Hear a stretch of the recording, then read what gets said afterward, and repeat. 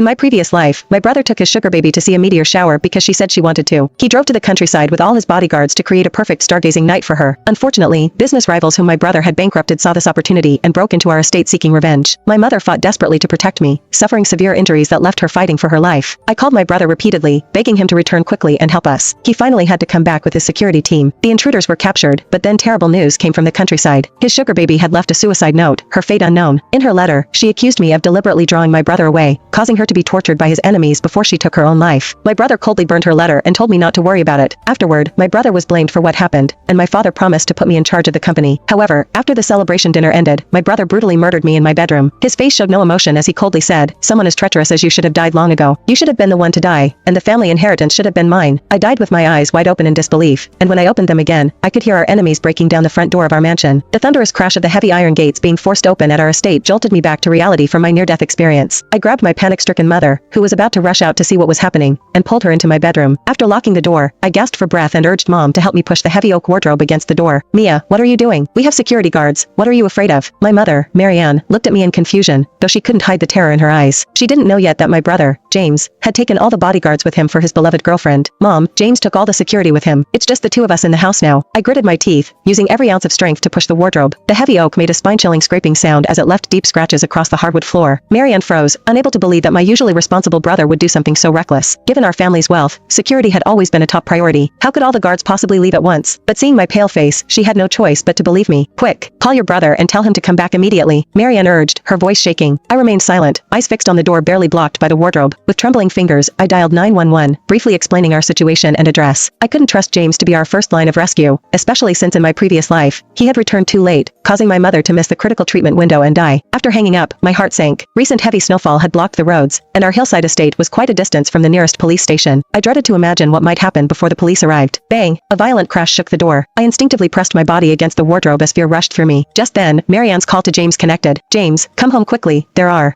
intruders in the house." Marianne's voice broke with tears. James's impatient voice came through the speaker. "Come on, Mom, stop making things up. I'm still waiting for the meteor shower with Michelle. I'll be back tomorrow. I'm not lying. There really are intruders. Come back quickly, or you'll be collecting our bodies." Marianne practically screamed. James's tone grew even colder. "I know you don't like Michelle, but there's no need to make up such stories to scare me. And tell Mia Cooper that she should stop playing these little games. I won't fall for it again." Hearing these words, my heart completely sank. It seemed my brother had also been reborn, but why would he think this was a lie I made up? In my previous life, he had witnessed with his own eyes how those thugs tortured Mother and me. Why was he being so cold this time around? Just because of Michelle Peterson? Just because she casually said Mia did it on purpose in her suicide note? Heavy footsteps approached outside the door. Then the door was hit even more violently, making the wardrobe start to scrape across the floor with a piercing noise. We watched helplessly as the wardrobe's defense